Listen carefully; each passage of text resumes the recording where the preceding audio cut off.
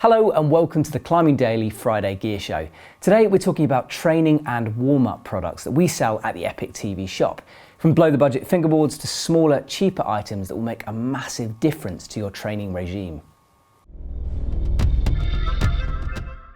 So let's start off by looking at a new product. This is the Max Grip Hybrid, and it builds upon the original Max Grip plastic version. But this time it comes with finger-friendly and eco-friendly rubber wood. Now what's really cool about the Max Grips is you can adjust it depending on the type of hold you want to use. So if you need to train crimps, or bigger crimps, or slopers, or jugs, or pinches, you can adjust the double Max Grip Hybrid to suit the kind of training that you want to do. The rope is really easy and quickly adjustable, so you can move the holds lower to the ground or higher up depending on what exercise you want to do. But what I especially like about the Max Grip Hybrid is how light and portable it is. Now the original was pretty light, but the new one is even lighter. So that means you can just shove it in your bag and bring it to the gym. Let's say your climbing gym doesn't necessarily have the training facilities you want, bring this with you. Or you can take it to the crag, hang it to the first bolt, hang it to a tree, and use it to warm up your fingers. It's especially good if you're at like a hard crag like Raven Tour, where the warm-up's at 7B+. You take one of these, you warm your fingers up, and you can get straight on your project without faffing around. Now our next item is super simple but very effective. It's this Black Diamond forearm trainer.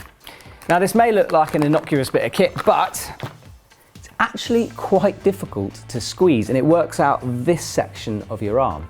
It's really cheap, so it means you can just throw it into a bag, leave it there and take it everywhere you go, or work out during a particularly boring work meeting, which I've never done. It's only €6.50, so cheap as it gets. It might be one of those to add up your order. So let's say you're close to the free shipping limit, buy this and then you get free shipping. It's sort of a win-win situation. I really like this. Next up is Metolius Grip Saver Plus. And again, it's a squeezable training device. Now this is particularly useful when you're injured and you want to work out your hand, wrist and forearm. Let me show you. So what this is particularly good for is helping if you have an injury. So all you do is insert your fingers into the rubber slots, which is a little bit fiddly. So you've got all 4 fingers and then your thumb comes into the loop underneath the ball. And there's a variety of exercises you can do with this. So you can start by just squeezing the ball and stretching your fingers fully out, squeezing the ball, stretching it out. Or you can just do the fingers. There's loads of sort of things. If you look online, you can find different exercises for this. But it's good because it builds up that resistance and isn't particularly sort of brutal. It's just quite a nice soft exercise, but it's surprising how quickly you get pumped with it. Again, nice and small, shove it in your bag, leave it there, take it to the gym and use it to warm up with. Now the next product is something that honestly I haven't used for the full sort of purpose of it, apart from just playing with it. So I'd be interested to know your opinion on this. This is the Crimp Oil Acupuncture Ring. So this has little kind of needly sort of sticky out bits that help to increase the blood flow to your injured finger area. So here's the ring. Just slip it on your finger, the injured finger, and just roll it up and down, putting more or less pressure on it as you go. And there's little sort of spiky bits dig in, like an acupuncture sort of style, and increase the blood flow to that area. Now it's super hard to describe what this feels like, so I just thought I'd show you via my face.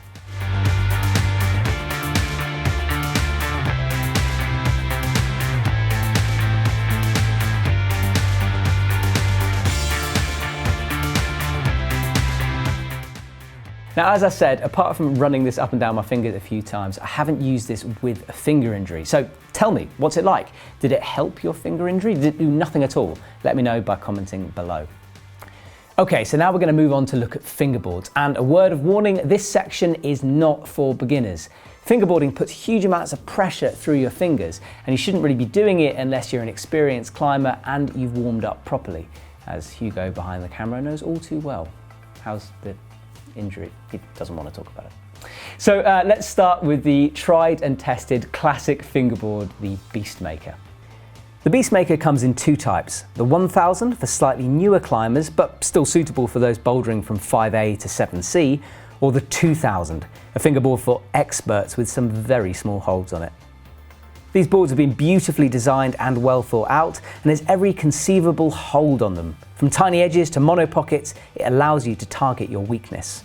The Beastmaker is the fingerboard that I personally use to train on, and I don't know about you guys, but I found the slopers on the 2000 so hard to hold on to. It was like a massive sense of achievement when I managed to hold that for 6 seconds, but yeah, they're not easy. Now the next fingerboard is the techie climber's favourite, the Zlag board. We're selling this as the Pro or Mini version, and what's special is that it links the app on your phone which you connect to the board. The app then uses a combination of the accelerometer and the touchscreen to register pull-ups and other training stuff. The board moves as you use it, which is a fairly unique feature. I really like the interactive element of the Zlag board, the fact that the app registers how many pull-ups and stuff you're doing. Although it is worth pointing out that fingerboards like Beastmaker also have an app. It just doesn't link directly to the board. Now for the final fingerboard I have to show you, we have to go upstairs because currently it's attached to the EpicTV office. Let's go. So this is the Stubby board, and as you can see we've mounted it for our lunchtime training sessions. It's absolutely massive, has loads of holds on it, and I especially like these sort of pinchy ball things on the edge. Never seen that in a fingerboard before. So you get some quite interesting holds, there's little ledges, there's mono pockets, and there's this sort of pockets and ledges section here. Now one thing that is very unique about this board is the slopey nature of some of the holds. So for example, this edge here is quite small and slopey. Now this is good and bad. I'm a little bit wary of it. It is a lot harder than anything else, and you really need to be on your game and warmed up to be able to use this safely. I think it's just almost a little bit too hardcore for a lot of people.